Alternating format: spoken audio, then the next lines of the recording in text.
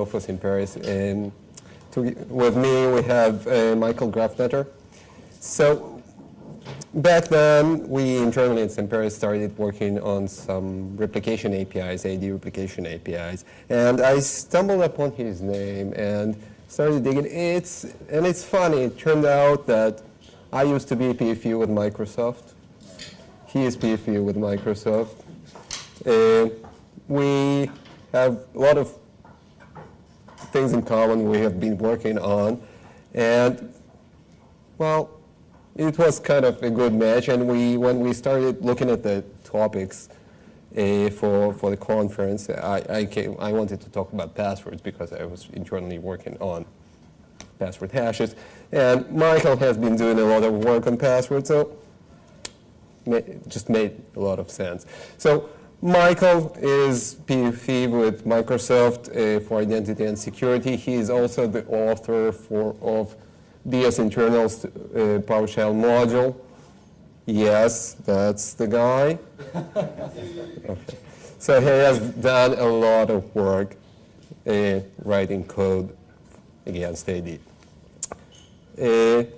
My name is Guy. I'm the CTO for Paris. I used to be a PFE with Microsoft for 5 and something years. Seen my share of customers having issues, crashing and burning, and trying to help them out with issues. Okay, we will be talking about password hashes, and the way those hashes, basically how the password hashes are born, how they are generated, how they are stored, and how they are consumed by the applications. So with that, Michael. Yeah, so let's start with Windows authentication. For this authentication to work, that stuff must be implemented in LSAS, and that special process. And LSAS has several plugins called SSP, security support providers. And each of these providers implements some authentication protocol. Or authentication scheme, let's say Kerberos, NTLM, Digest, and so on. And for this authentication to work, these SSPs have to store something, some data to authenticate the user. Let it be data stored in Active Directory so that AD can validate user's password, or some data stored in memory of the LSAS process on a client computer when a user is logged onto the computer, so that single sign-on works for the user. And this data that's hashes like LM hash, anti-hash, for anti-LM and LM authentication protocols. For Kerberos, you probably know that you have many different encryption types, and you need some keys for that. Very similarly, for digest authentication, you need some MD5 hashes, and we are also going to talk about cached passwords on computers and so on. So let's start with LM and anti-LM. For LM protocol and LM hash, that's a very old stuff. Who remembers LM, LAN manager? Oh, I don't. I've never seen that. But LM hash, that was a really funny thing coming from the 80s. Like, this is how the hash algorithm works basically. So what it does, it splits your password into two parts and hashes them separately, which means that if you have an 8-character password, it creates a hash from a 7-character password and a hash from a 1-character password. So brute force attacks are very simple. It converts your password into uppercase, so it doesn't matter if you have lower cases or upper cases in your password. It doesn't matter, it still has the same hash. So it's very simple to attack it. And then how it does this hashing? there is a special magic string hard-coded into the algorithm, and it uses your password to encrypt this string using DES, data encryption standard. And then it concatenates those two values, those two hashes into one hash. Does anyone know what this means, that KGS exclamation mark at and so on? Do you know where that comes from? How they invented it? Some bar. Without going to Wikipedia? Yeah, KGS means key of Glenn and Steve, and those other characters. When you look at your keyboard, numbers 1, 2, 3, 4, 5, shift those numbers, and you will get these characters. So normally with encryption protocols, you have something like initiation vectors and so on, which are designed in a very special way so that the algorithm is secure and so on. There was no special design in this. Okay, Glenn and Steve. Yeah, so then Windows NT came, and another hash function was used in Windows NT primarily, and it converts the password into UTF-16 string, which is great because it already supports special characters and other stuff. And then it basically reuses a standard hash function, MD4. Well, it's not a today's standard, but then at those times it was a pretty good hash function. And the result is a 16-byte hash. And it supports 128 Unicode characters as password, even though some user interfaces in Windows and third-party applications don't support 128 character passwords. Internally, the function supports it. So, but you can go, if you want to try to generate those hashes, you can, well, go to Wikipedia, look at the algorithm, and try to implement those. Now, Microsoft tried very hard to obscure. That is security by obscurity in action. We have ADV API 32 that exports two functions, and their names are system function 007, system function 006. So what do those functions do? If you try to figure it out, well, basically those functions actually can generate the hashes that we are looking for. The first one will generate the NT hash, the second one will generate the LM hash without you needing to actually go and implement your own anti-hashing algorithm. The functions, if you write your own code, functions are accessible. The names are, well, the names. So the next hash is digest. We have had a brief conversation about this earlier, and we basically came to the conclusion that digest is dead. But digest hashes are still being generated and still are being stored in AD. And because those hashes exist, and because LDAP supports those hashes, we'll still be talking about those hashes. So how digest hashes are generated? This is a bit confusing. So there are three components that are taken into consideration when generating digest hashes. There is something called username, realm, and password. So we take the combinations and do some tricks with it. Now, if you go to MSDN actually, well, the documentation on MSDN is slightly confusing, and one of the references is actually wrong.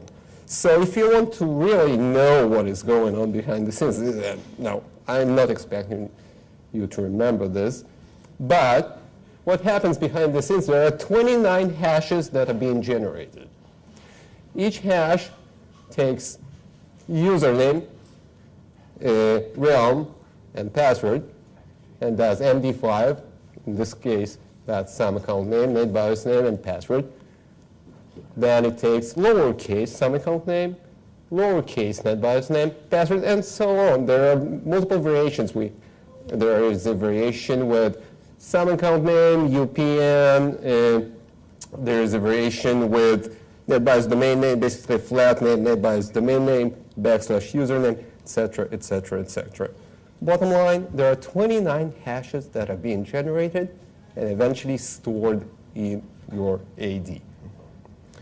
They're stored separately? There are 29 entries. I will show it to you later. Yes. I have a demo for it. Okay.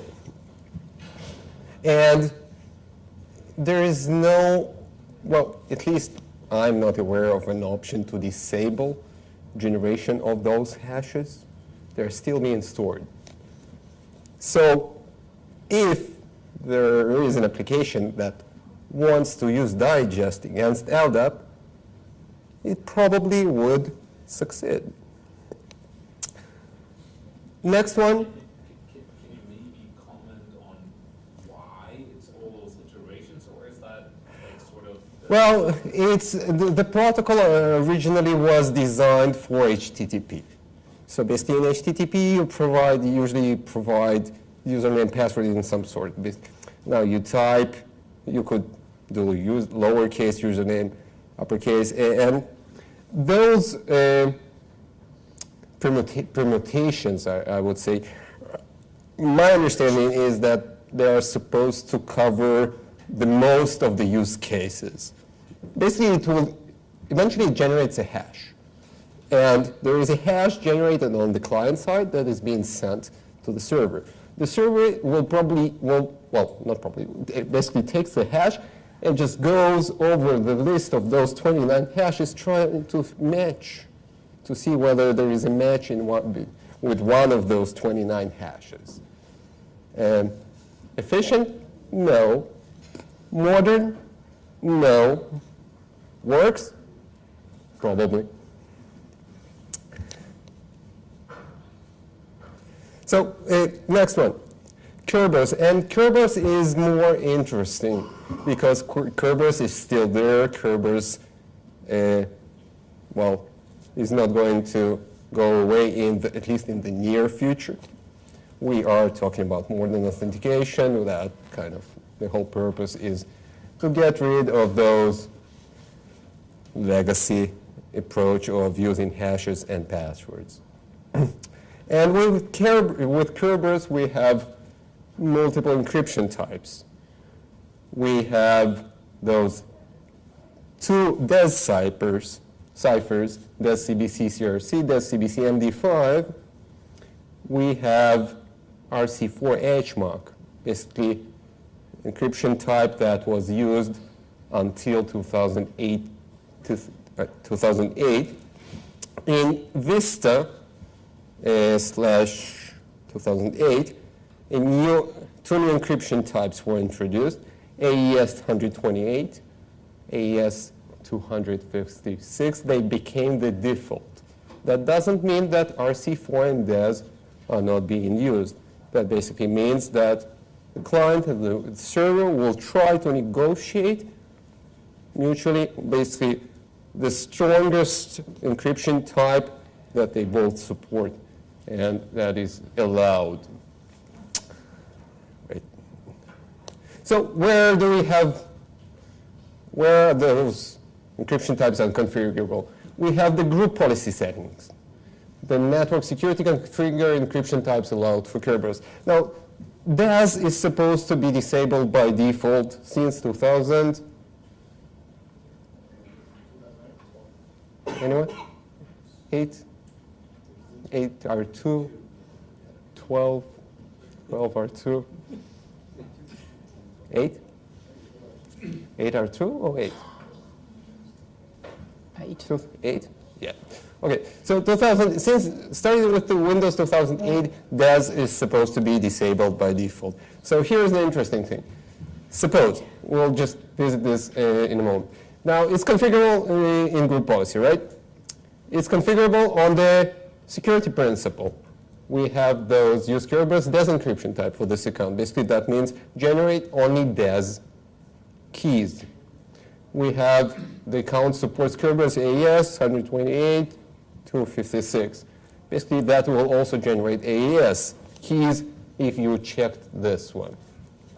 And there is also this checkbox on the trust. If you have trust with external, well, if you have forced trust, you might need to enable AES on your trust. Otherwise, it could, by default, use RC for encryption types. So if you are trying to eliminate the use of RC4 encryption types, you should probably be checking the configuration of your trusts in your environment. Now, I have mentioned the... Question. Yeah. What happens if you tick that checkbox, you use AES 256 for the trust, and you don't have AES keys for the trust account? So basically, this is used when generating the Kerberos referral ticket. Okay. So if they don't have key material, it won't be able to generate. Yeah. So it will probably downgrade to RC4 until the password, trust password is changed. Yeah. And, well, Okay, it will. It will downgrade. Sorry? But it will downgrade to RC4. I would expect it to. Thanks. Something that has to be checked. Yeah. Sure. If you select all three in the middle, if you select use DES and AES, Yeah. does it generate 3 hashes? Yes. So that's what it is. So Mimikatz, we have already taken a look at Mimikatz. Mimikatz allows us to basically dump the credentials and take a look at the actual hashes that are stored. There are several attributes here that we will visit in several minutes that actually store those hashes. But here's the thing. What I have done is I started with default. Nothing is configured in a GPO. I set the user account to password 1. 3 hashes have been generated. This is 2012 R2 environment. We have 2 AES hashes. We have also DES CBCMD5. Now, DES is supposed to be disabled by default, right?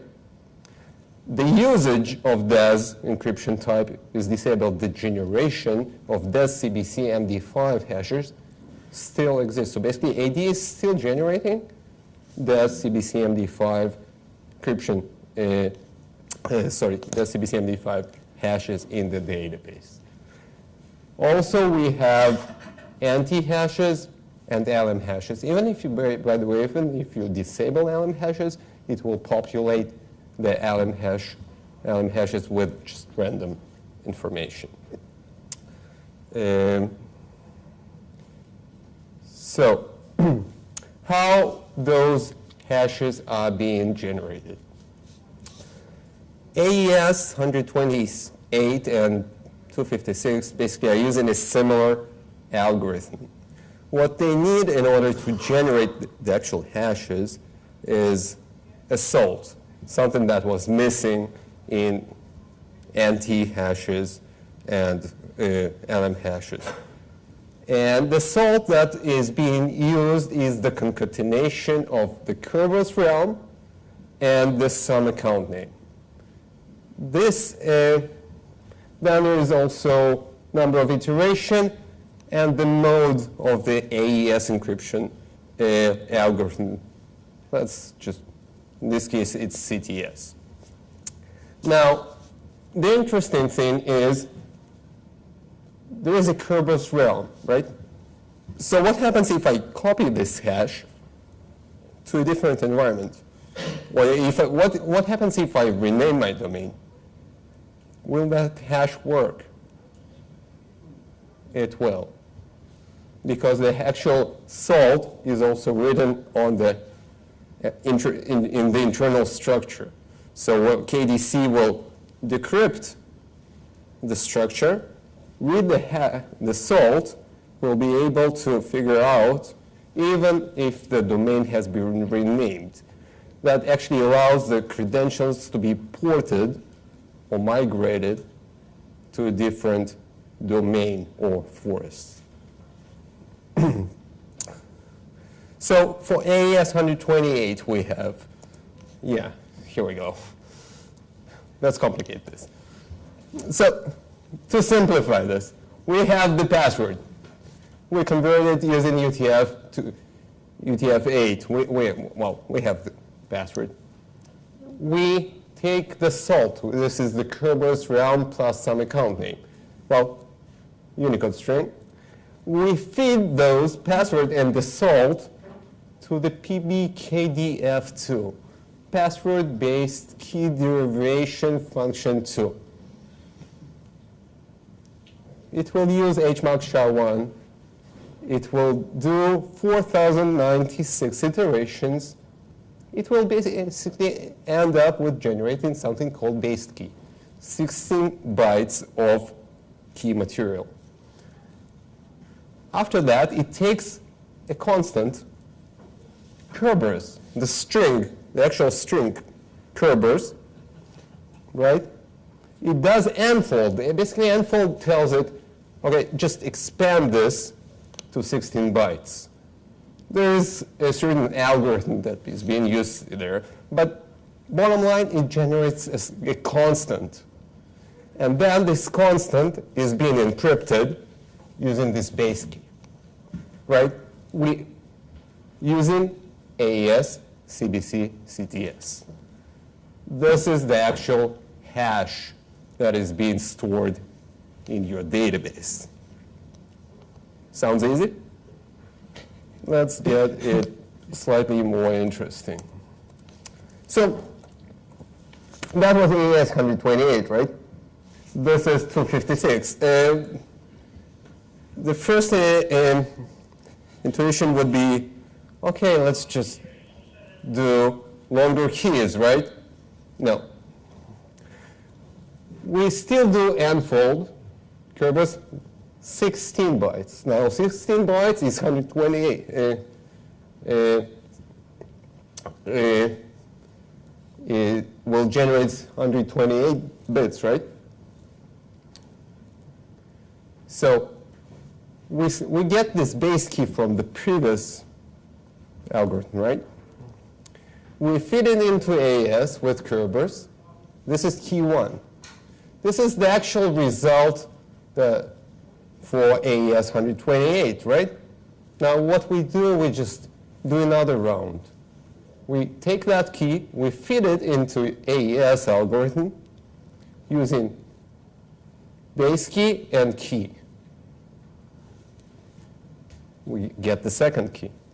We concatenate those two keys, we end up with final hash. Okay. So what else do we have here? That was AES keys. Any questions? Right? Okay, pretty simple, right? So a clear text password, that is hopefully has not been used for ages. Personally, I think the last time I remember an application requiring clear text password storage in AD was NT4 radios pop, when you had pop and chop enabled, right? Anyone remembers any other application that required this? So the only thing relevant is just be careful, just check your AD that you don't have clear text password storage enabled, and there are no user accounts with this checkbox set. Because if you do, someone can actually dump the passwords, well, hashes of your users, and will actually get the clear text password for that specific user. Let's do a demo of it. I like demos. So I will switch onto a virtual domain controller, and I have an account here called Logan. And Logan has, sorry, you don't see my screen, okay? No, we do. Now you see, okay? Nope. Now you don't. Sorry. The PowerPoint presenter mode sometimes does it in a wrong way. Yeah, now you see it again. It was a small hide and seek. Okay, so I'm on a DC. Here you see properties of an account with store password using reversible encryption checked. So now I will look onto that account. I will type my own PowerShell command called get-ad replication account. Some account name will be Logan. Domain is a test domain, a datum, and server will be localhost. Boom. And I have received many things out of it. Common attributes like distinguished name, seed good, and so on. But what I see here, when I scroll down, I see clear text password stored in AD database. Okay, so I don't want this to be stored in database. Can you just also add as an information, when is that generated?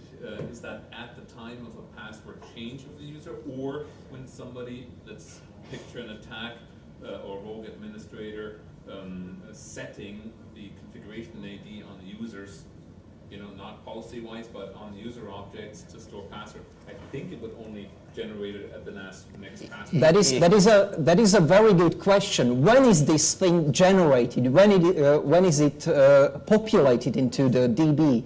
And let's test it. So I will reopen the properties of this account, and I will uncheck it. Do not store user's password using reversible encryption. Now comes the question. What do you think? Will it still be in the database? Who thinks that it will still be in the database? Who thinks otherwise? Okay, thank you.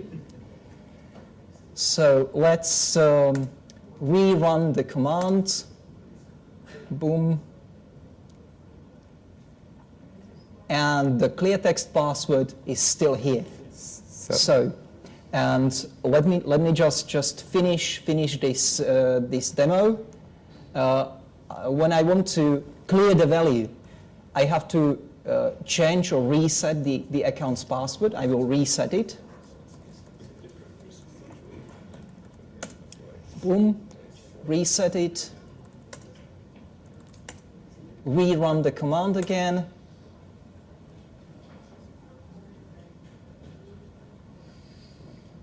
Let's scroll upwards, and now it's disappeared. And so you don't need to just disable this feature, you also have to change the passwords of affected user accounts, okay? Don't forget about it, because I've seen many environments where they switch it off, but they had some service accounts whose password did never change, and yeah. It goes both ways. My thought was the other attack way, that somebody could generate them that way. And your thought, of course, is that if you turn it off, you still need to change the account so that it's actually clear. Yeah. Yep. Yeah, there was another question, I think, okay?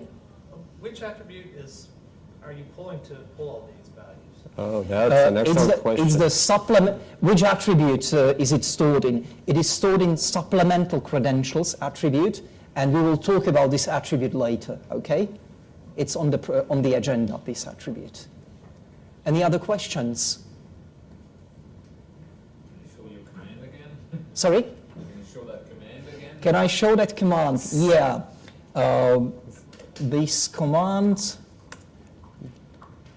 is called getAdRepl_account. What it does, it replicates that account from AD database. This command behaves as a DC promo, basically, as a new domain controller and replicates the data.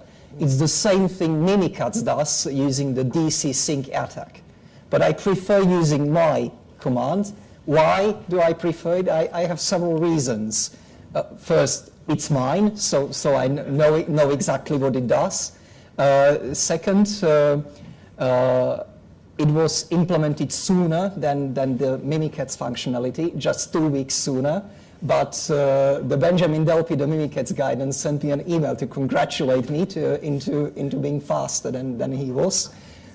So that was quite an achievement. It is not detected by antivirus, not Defender and so on. And if you are online, you can just type install module ds internals, and that PowerShell module will be automatically installed onto your computer because it's published in PowerShell Gallery. As simple as that.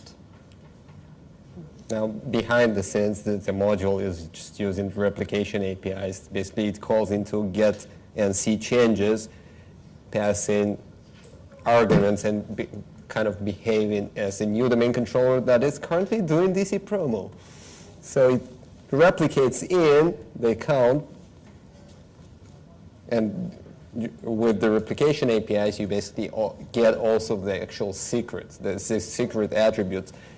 You get them, something that you don't get when you query AD objects using LDAP APIs. Yeah, there are more important accounts in AD, of course. The most important one of them being KRB TGT account, and if I have these hashes from here, I can do the golden ticket attack, or you could just hit all, and they would get hashes of all the accounts that are in Active Directory database. What permissions do you need to have to be able to use that command? What permissions you need for that? Does anyone know what permissions you need? Replicating directory changes all. Yeah. Replicate directory services changes without all will replicate everything without secrets. So all adds the secrets. If I go to permissions at the domain level, because it's a domain object permission, you see that here is that replicating directory changes all permission for domain controllers, for the administrators group. Why do administrators need this right? For DC promo to work, because the initial replication is done under the administrator's identity and not under DC's identity, because the DC doesn't exist yet during DC promo. So it's a classic permission that you hand out to standard users. Yeah, it's a classic permission for standard users, but this is quite problematic because there is actually a SharePoint book from Microsoft Press. And this SharePoint 2.10 book for official certification says, give this permission to a SharePoint account. Okay. No. So never do that. If you are a Microsoft certified guy for SharePoint, please check all your environments that you have configured and remove this permission. There are other products like some Cisco WAS or Riverbed, Steelhead, something like that. They need these permissions to accelerate exchange traffic and so on. There are many products requiring these permissions, and you still need to think about that the administrators of these products can become domain admins just by using these credentials and replicating the data. Okay, so that was the demo. Any questions? Yeah? I have one more question about that permission, the national. Does it give you permission to see all confidential attributes too? Yes, it gives you access to everything. Yes. Well, with one exception. If the attribute is not replicated, then you won't get it. That's the only exception I can think of. Okay. Can you think about?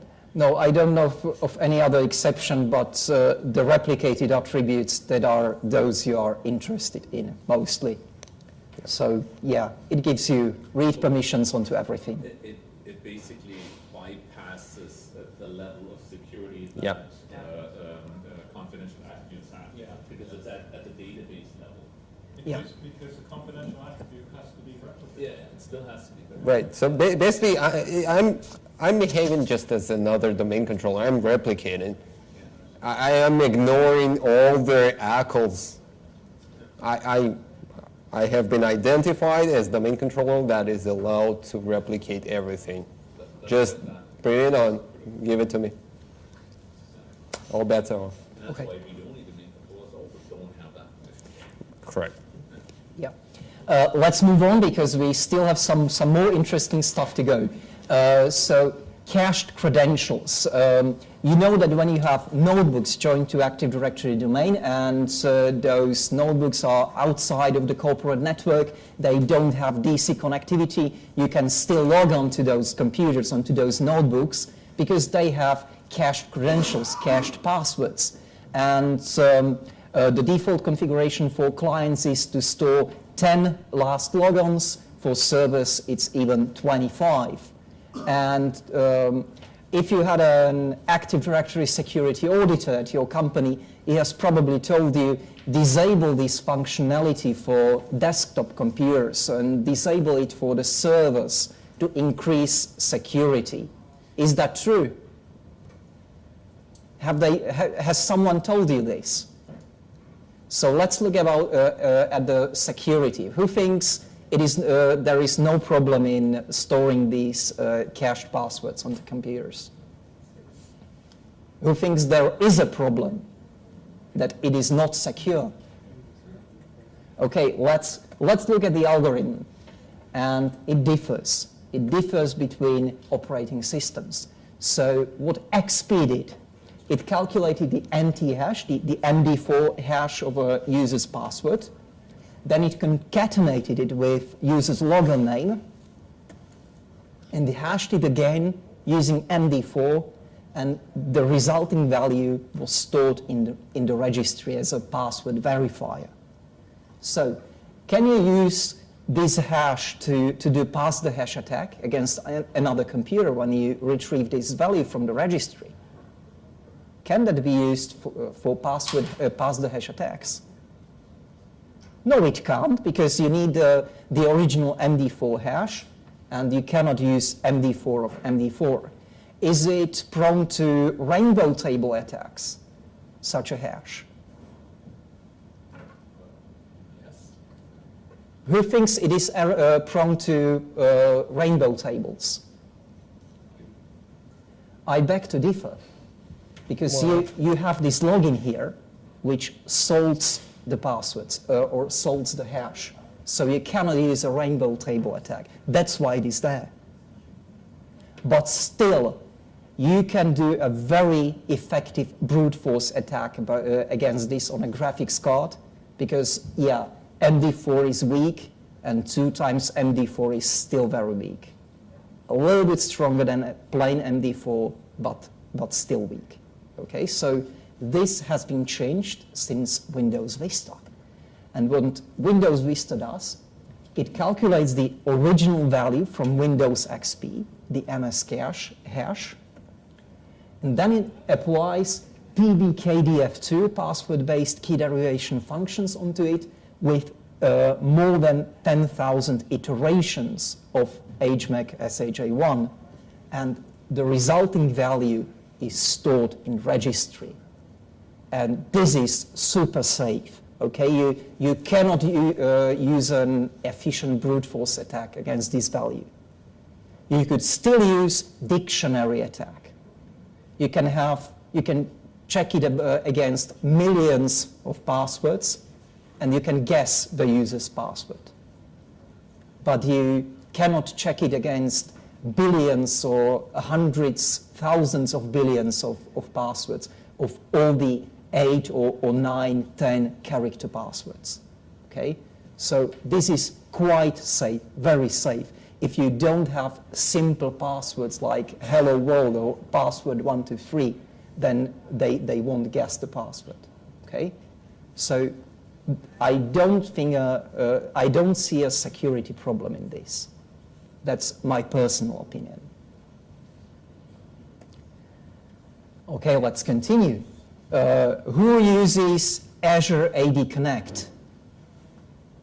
Okay, so approximately half of you. And who uses the hash synchronization? Who syncs hashes from on-prem AD into Azure AD? You do. Okay, so it might be interesting to see what Azure AD Connect does with your hash. Actually, now that we know that there's 1,000 hashes stored, can you be more specific as to which hash? Oh. Is that basically Yeah. the next topic? Yeah. Yeah, which hash is synced? It's the MD4 hash or NT hash is being synced into AD, but before it is sent there, it is hashed again. So what Azure AD Connect does, you've seen that account I have replicated previously, and there was this NT hash stored in Active Directory database on that account. So Azure AD Connect reads this value and calculates something called organizational ID hash. So again, I re-implemented this functionality.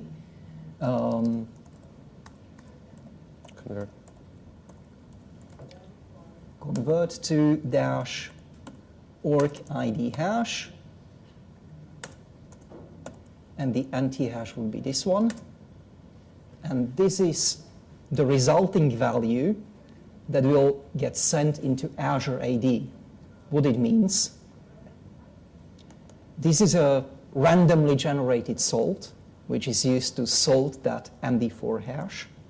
It then applies 1,000 iterations of SHA-256 algorithm, and this is the actual resulting hash. So you can never convert this value into the original MD4 hash value. Okay, so this information is enough to verify your password.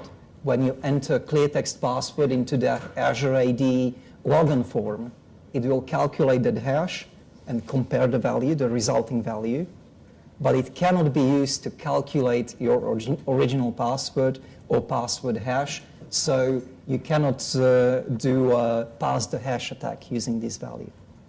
Okay, it's it isn't prone to rainbow table attacks because of that salt and so on. So quite safe, quite secure.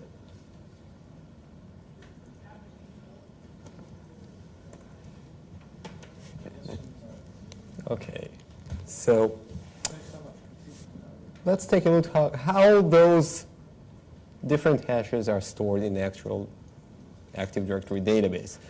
We have mentioned earlier supplemental credentials, but well, there are different hashes, different attributes that are being used. Now, if you go to the protocol spec and you dig deep enough, you will find this definition, is secret attribute. Basically, it defines a hard-coded list of attributes that are considered secret. Secret means that they are encrypted in the database.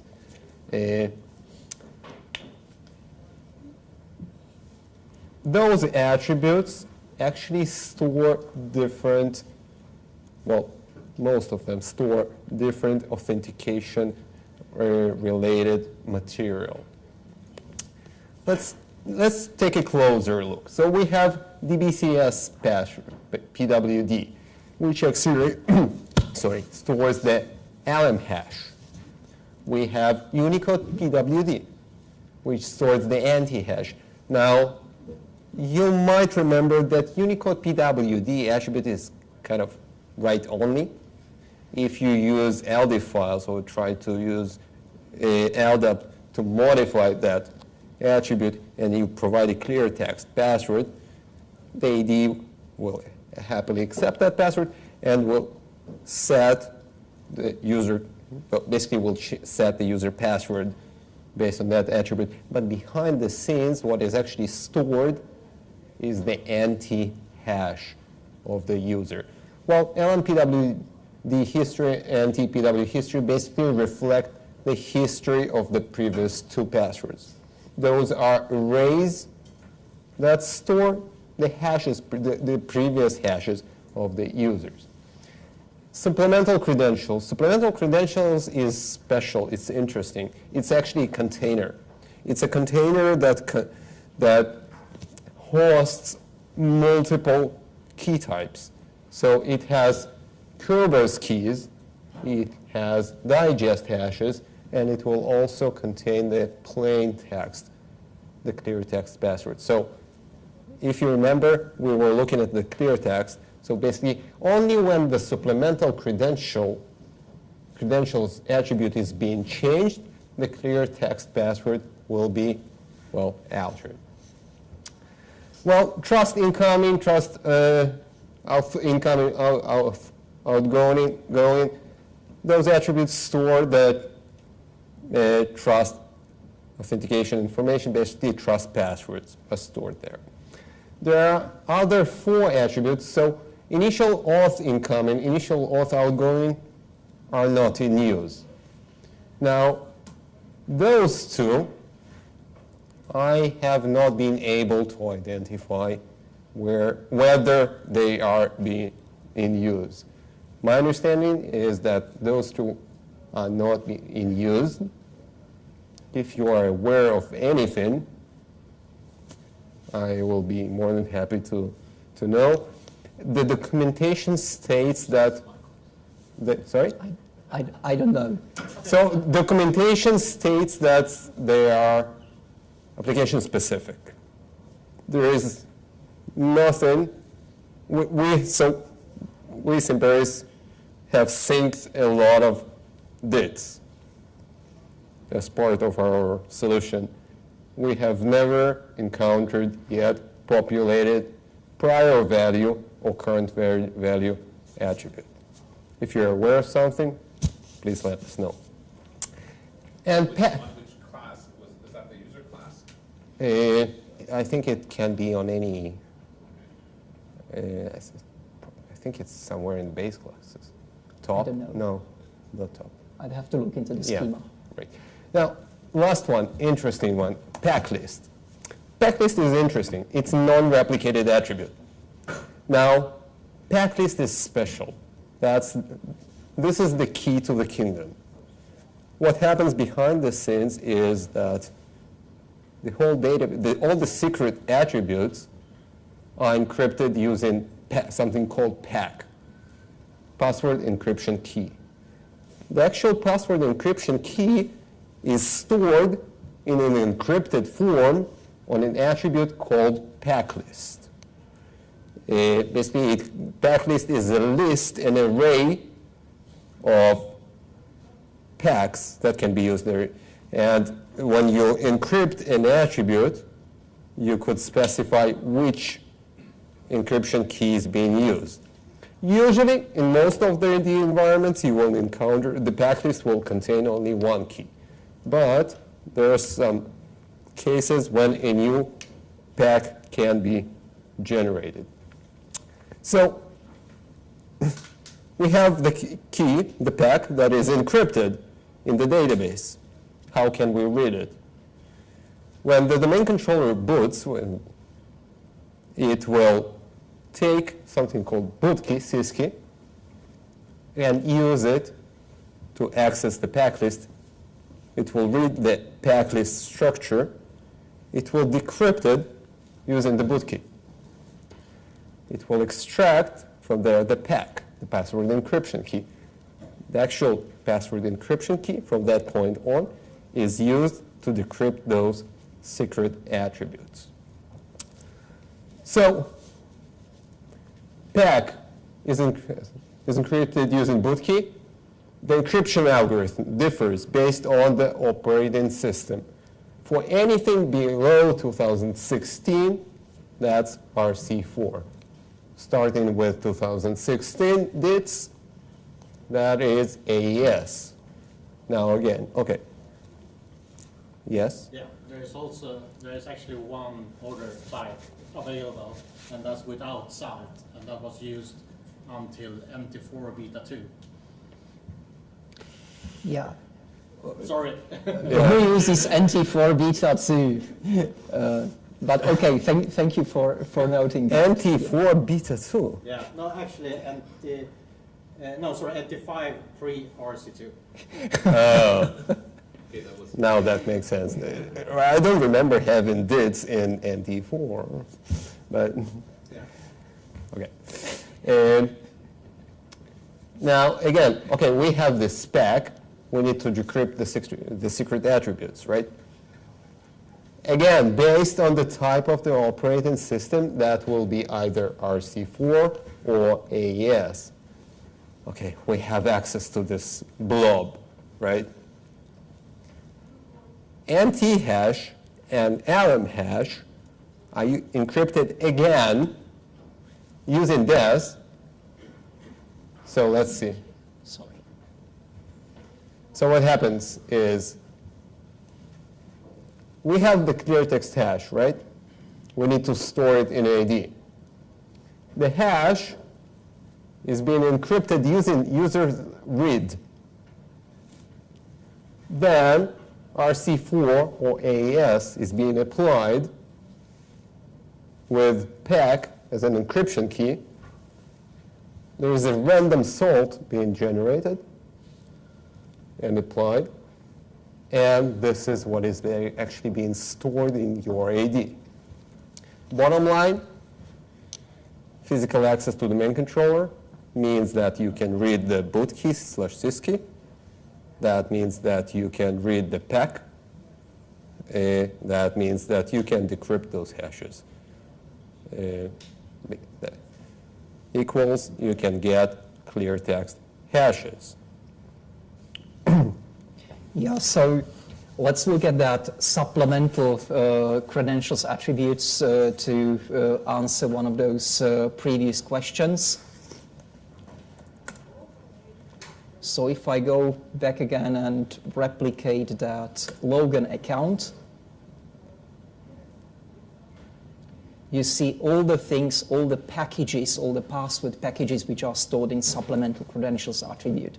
Let it be the clear text, this new thing in Windows Server 2016 that's actually not being used for anything. Then Kerberos old keys, these are the DES keys, which are actually the same. And Kerberos new keys, the AES 256 and AES 128. Are we missing something here? What about RC4 hashes? Yeah, that's a good question. Where? What hash is used for ARC4 Kerberos authentication? They have their old Kerberos section. Isn't that Kerberos old or something? No, it's not there. Basically, the anti-LM hash or anti-hash is also used for ARC4 authentication. That was implemented so that you could upgrade from NT4 domain to Active Directory domain, and so that you could start using Kerberos authentication. Right. So basically you have Unicode PWD populated with anti-hash, and Kerberos can just use that hash to generate RC, basically to do RC4 Kerberos-based authentication. Yeah, you see old credentials, then there are older credentials like hashes or keys based on your previous password. And these are all the W-digest hashes Guy has been talking about. So he told you that there are 29 different values stored in AD for each account. So that is this blob here. Very efficient, right? Digest. Yeah. Very interesting thing that not everyone knows. What happens if I enforce smart card logon on an account? Smart card is required for interactive logon. Apply. Random password, someone says. Okay, let's try it. Let's replicate this account again. And you see that everything from the supplemental credentials, even the password history, has disappeared. Nothing is there, so you cannot do regular password-based authentication. But it is setting the password. Be careful, because you can reset the password. Yeah, you could reset the password, then those things would repopulate.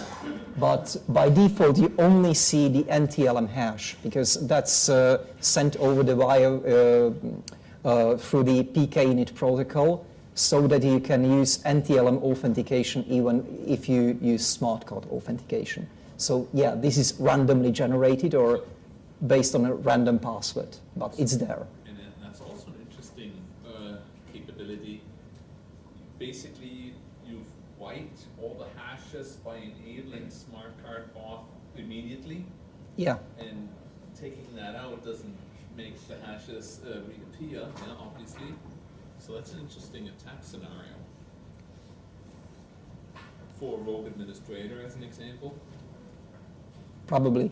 Yeah. Oh, there's many. Okay. So we have taken a look, we have 5 minutes, right? So we should probably be on time.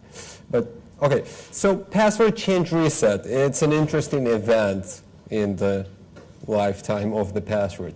There are several protocols that can be used in order to change user password.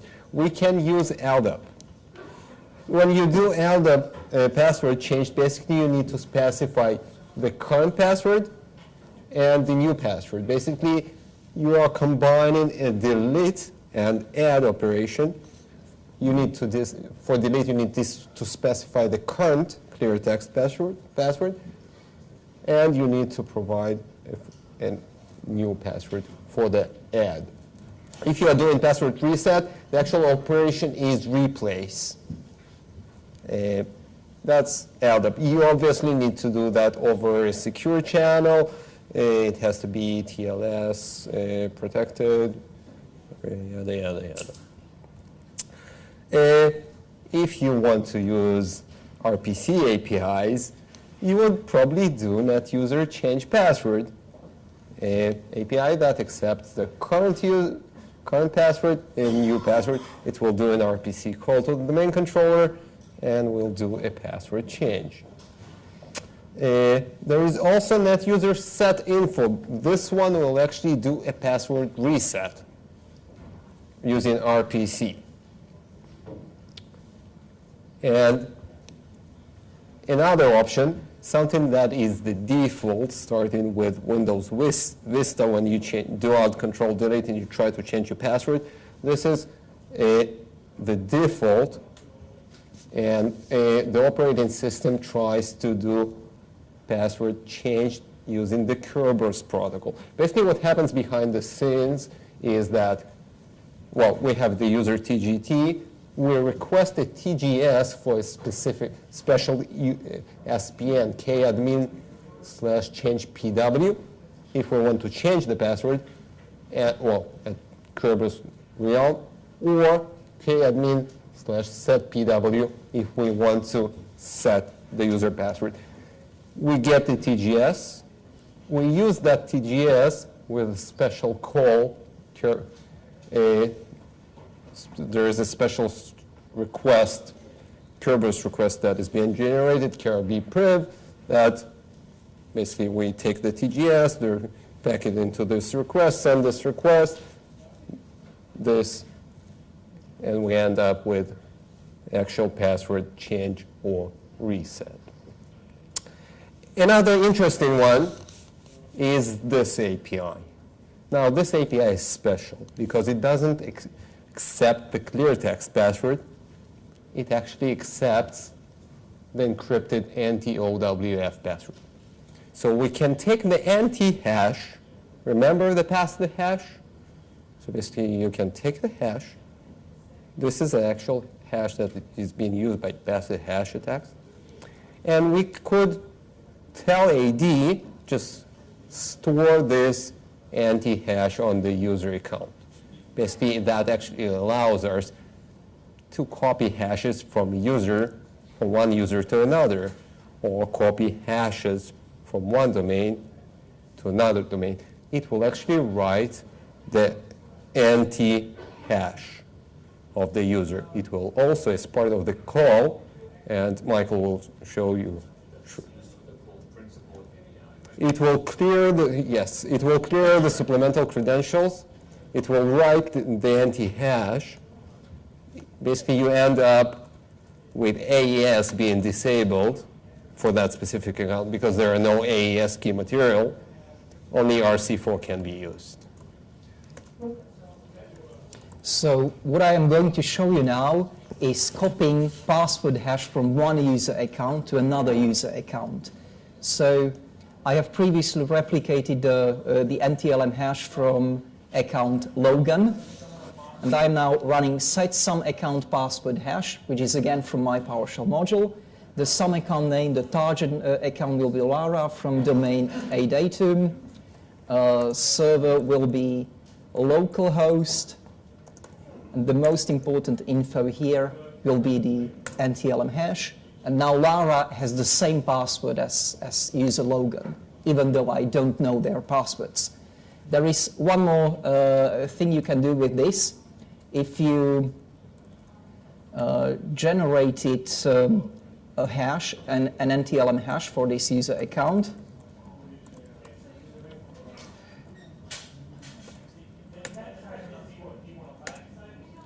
now it asks me for a password, and I will use a single letter password like A, boom, and password for this user account is now A. So I can bypass password policy for such accounts. So here's just a fun fact. Because we are writing the hash, there is no notion of clear text password. So clear text password cannot be verified against password policy. And AD just receives the hash. It doesn't know what was the clear text password, so the only option it has, just either write it or ignore it, and it has to write it. Just write it back. You could actually set clear text password this way, or just one character password. Yeah, we have a question here. 2 questions. One is there